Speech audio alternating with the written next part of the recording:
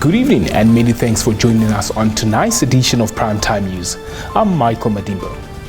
We commence this evening's bulletin in the diamond sector, where Minister of Mines and Energy Tom Malwendo on Monday revealed that the state-owned diamond marketing and sales agency Namibia produced rough diamonds worth 16 billion Namibian dollars in 2021.